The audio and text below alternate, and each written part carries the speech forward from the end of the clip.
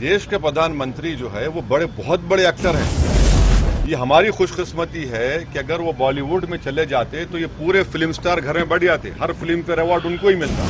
मगर अब प्रधानमंत्री एक्टर के साथ साथ पिक्चर के प्रोमोटर भी बन गए। इस तरफ पीएफआई को बैन किया गया है, बजरंग दल को भी बैन करने की बात की जा रही है। किस तरह कौन बोला बैन करते? की जा रही है मैनिफेस्टो में कांग्रेस ने। अरे झूठ है, वो गाजर की पुंगी है कांग्रेस की, हमेशा धोखा देते हैं वो लोग। जिस दिन मैनिफेस्टो उसी दिन मैं बोला था गाजर की पुंगी है। तुम कब तक मुसलमानों को बदनाम करके झूठ बोल के अपना पेट पालोगे? अब आप मेरे मुंह में अल्फाज मत डालिए। अब आप ब्रेकिंग न्यूज करना चाहते हैं। आपकी नफरत की राजनीति की वजह से वहां पर 55 लोग अब तक मर गए, 100 से ज्यादा चर्चेस को जला दिया गया। पाकिस्तान से आतंकवादी आकर हमारे 5 सिपाहियों को मार के चले जाते, उस पर बात नहीं करते, वो रोड शो कर रहे हैं। सवाल ये है कि शरद पवार का जो इस्तीफा पूरा कैसे देखते? उनके पार्टी का इंटरनल मैटर है, हम क्या बोलेंगे उसमें, क्या करेंगे क्या नहीं करेंगे, हमको क्या करना है उससे। उनका पार्टी का इंटरनल मैटर है, वो बताएंगे। कर्नाटक में इलेक्शन चल रहा है, बीजेपी भी दावा कर रही है, कांग्रेस भी दावा कर रही है, कुछ लोग ऐसे ही कह रहे हैं कि बीजेपी की सिर्फ 4 सीटें आएगी, एक नैनो कार में बैठ के जाएगी। आप कैसे देखते हैं सिलेक्शन पर स्पीड और प्रचार शुरू? मैं तो अपनी गाड़ी में बैठ के प्रचार किया, तो मेरे को नहीं मालूम कौन सी गाड़ी में बैठेगा, मेरे को नहीं मालूम। मगर ये कर्नाटक की जनता तय करेगी और इसका नतीजा हमको 13 तारीख को मालूम हो जाएगा। मगर ये बात बिल्कुल सही है कि बीजेपी के ताल्लुक से उनका मिसगवर्नेंस, उनका करप्शन और उनका जो कम्युनल बिहेवियर रहा है, ख़ास तौर से माइनॉरिटीज़ को उनको मार्जिनलाइज करना, उनको एलिनेट करना, ये काम तो कर्नाटका में हुआ है। मगर अब जनता अपने आप में वोट देगी तो मालूम होगा। हम तो उम्मीद कर रहे हैं कि हमारे दोनों कैंडिडेट और हमारा सपोर्टिव कैंडिडेट वो कामयाब होंगे। जिस तरह ओवरऑल क्या पिक्चर रहेगा, ऐसा आपको लगता है कि कर्नाटका भी? नहीं, मेरे को नहीं मालूम है। मैं कोई सेफोलॉजिस्ट नहीं हूँ, ना मेरे के डेटा है, मैं तो एक्सपर्ट भी हूँ नहीं हूँ, वो अब मालूम हो जाएगा ना आपको। जिस तरह पीएफआई को बैन किया गया है, बजरंग दल को भी बैन करने की बात की जा रही है। किस तरह कौन बोला बैन करते? की जा रही है मैनिफेस्टो में कांग्रेस ने। अरे झूठ है, वो गाजर की पुंगी है कांग्रेस की, हमेशा धोखा देते हैं वो लोग। जिस दिन मैनिफेस्टो उसी दिन मैं बोला था गाजर की पुंगी है, तो धोखा देते हमेशा। देखिए, आप एक माइनॉरिटीज को एक मैसेज देना चाह रहे थे, हम बैन करेंगे। तुम बैन करना था, तुम 5 साल जब सिद्धरामैया सीएम जब बैन करना था, तुम बैन ही नहीं कर सकते।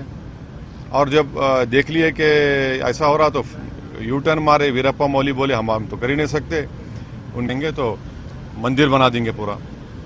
ये इनका है भाई। बीजेपी और कांग्रेस में सबसे बड़ा जो लड़ाई चल रही है कि उनसे बड़ा इन दोनों में हिंदुत्व आइडियोलॉजी पर सबसे कौन चलेगा, ये लड़ाई हो रही है वहाँ पर। जनता के मुद्दे कहाँ हैं वहाँ पर? सर, केरला फाइल्स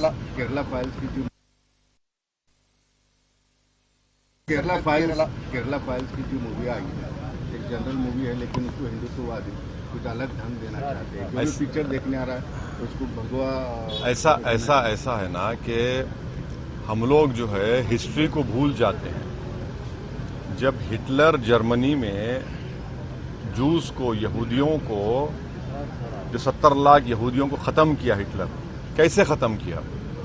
पहले शुरू हुआ, हिटलर ने कहा कि हेट स्पीच दो जूस के खिलाफ, हेट स्पीच का सिलसिला शुरू हुआ। फिर उसने कहा कि हेट स्पीच में तुम बोलो कि ये जर्मनी के वफादार नहीं है। तीसरा उनसे बोलो कि ये आर्यन कल्चर के नहीं है। फिर उसके बाद चौथा उसने क्या किया, पिक्चर्स बनाने शुरू किए। तो 1940 में जो पहला पिक्चर हिटलर ने बनाया था जूस के खिलाफ, उसका जर्मन लैंग्वेज से इंग्लिश में तर्जुमा करेंगे, ट्रांसलेशन करेंगे, उसका नाम इटर्नल जू था।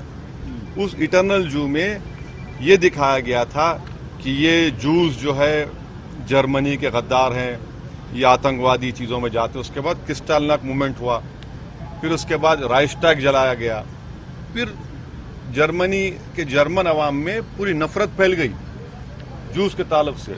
उसके बाद ऑटोमेटिकली रास्ता साफ हो गया। 70 लाख जूस को या तो गैस चैम्बर में डाल के मारा गया या जेलों में डालकर मारा गया। तो इससे हमको सबक हासिल करना है। और देश के प्रधानमंत्री जो है वो बहुत बड़े एक्टर हैं। ये हमारी खुशकिस्मती है कि अगर वो बॉलीवुड में चले जाते तो ये पूरे फिल्म स्टार घर में बढ़ जाते, हर फिल्म पर अवार्ड उनको ही मिलता। मगर अब प्रधानमंत्री एक्टर के साथ साथ पिक्चर के प्रोमोटर भी बन गए। एक देश का प्रधानमंत्री जो अंबेडकर के बनाए हुए संविधान पर ओथ लेता है, 130 करोड़ जनता का प्रधानमंत्री है, और एक पिक्चर को प्रमोट करते हैं, वो भी झूठी। भाई, और पिक्चर बनाने वालों से हम ये पूछना चाह रहे हैं, फिक्शन है या फैक्ट है? तुम कब तक मुसलमानों को बदनाम करके, झूठ बोल के अपना पेट पालोगे? कब तक? थोड़ा सा शर्म रखो। तुम बुरखे को दिखाते, मुस्लिम महिलाओं को दिखाते, झूठ बोलते। पहले कहा तूने 32,000 महिला, कोर्ट को गए तो तुम 3 पे ला लिया। अरे क्या तुम कितना झूठ बोलोगे? पेट पालने के तरीके कुछ और भी हो सकते हैं ना तुम्हारे। तुम झूठ फैला रहे, नफरत फैला रहे। आईसिस के खिलाफ जितने भारत में मुसलमानों के रिलीजियस ऑर्गेनाइजेशंस हैं, वो सब कंडेम करे उसको। और भारत से अगर कोई आईसिस में ज्वाइन किया तो इंडियन डायस्पोरा ज्यादा लोग गए, और सबसे ज्यादा कहां से गए? वेस्टर्न कंट्री से गए आईसिस में ज्वाइन हुए, चाहे वो इंग्लैंड हो, अमेरिका हो, फ्रांस हो, बेल्जियम हो, ये सो कॉल्ड डेवलप्ड डेमोक्रेसी से गए। अब उसको फैला रहे हैं, उसको प्रमोट कर रहे हैं। इस तरह करने से तो मैं समझ रहा हूं कि आईसिस वाले खुश हो रहे होंगे बैठ के, किस कोने में छुपे में चूहों की तरह वो गद्दार, वो तो खुश हो रहे होंगे देख के सब चीजें। सर, हिटलर की हिस्ट्री आपने, तो वही हिस्ट्री इंडिया में है ना। देखिए, history will always repeat itself अगर हम अपने आप को करेक्ट नहीं करेंगे। तो हिस्ट्री क्यों पढ़ते हम लोग? हिस्ट्री इसलिए पढ़ते कि भाई वो पहले गलती हुई थी, हम गलती नहीं करेंगे। वो गलती नहीं करना चाहिए। तो गलती हो रही है इंडिया। आप देखिए, मैं तो आपको बता रहा हूं ना, वो गलती नहीं करना चाहिए हमको। ये सब चीजें देखते जाइए आप। मोदी जी हिटलर के राह पे चल रहे हैं। नहीं, अब आप मेरे मुंह में अल्फाज मत डालिए। अब आप ब्रेकिंग न्यूज करना चाहते हैं कि ओवैसी ने औरंगाबाद में ये कह दिया। मैं आपको हिस्ट्री बता रहा हूं, इसमें मुगलों की तो बात नहीं कर रहा हूं ना मैं। नहीं, हिस्ट्री की बात कर रहा हूं, और मुगलों की बात भी नहीं कर रहा हूं। मैं तो हिटलर की बात कर रहा हूं, नाजी की। लेकिन अच्छा, वो हिस्ट्री सुनाने का सर, कुछ तो सर, वो हिस्ट्री सुनाने का कुछ तो मौका था। सर, जो आपने- अभी इससे सुना दिए। नामांतर के बाद नॉर्थ ईस्ट चल रहा है। हाँ, नॉर्थ अभी वो छोड़ो, वो इम्तियाज साहब बोलो। एक सवाल इम्तियाज है, नॉर्थ ईस्ट में बोलो, अभी छोड़ दो तुम। नॉर्थ ईस्ट चल रहा है। हाँ, ये देखो आप, नॉर्थ ईस्ट में ये सब बीजेपी की तरफ से हो रहा है। आप वहां पर जो ट्राइबल लोगों को ट्राइबल स्टेटस है, आप किसी और को देना चाह रहे। आपकी नफरत की राजनीति की वजह से वहां पर 55 लोग अब तक मर गए। 100 से ज्यादा चर्चेस को जला दिया गया, ईसाई समुदाय के लोगों को। लोग घर से बेघर हो गए। एक सिविल वॉर हो रहा है। कभी आपने सुना था कि पुलिस ट्रेनिंग इंस्टीट्यूट से हथियार और एमुनेशन छीन के लोग भाग गए? और देश के प्रधानमंत्री क्या कर रहे? पिक्चर प्रमोट कर रहे। मणिपुर में खाना जंगी सिविल वॉर, उस पर बात नहीं करते। पाकिस्तान से आतंकवादी आकर हमारे 5 सिपाहियों को मार के चले जाते, उस पर बात नहीं करते। वो रोड शो कर रहे हैं। अरे आपकी प्रायोरिटी क्या है?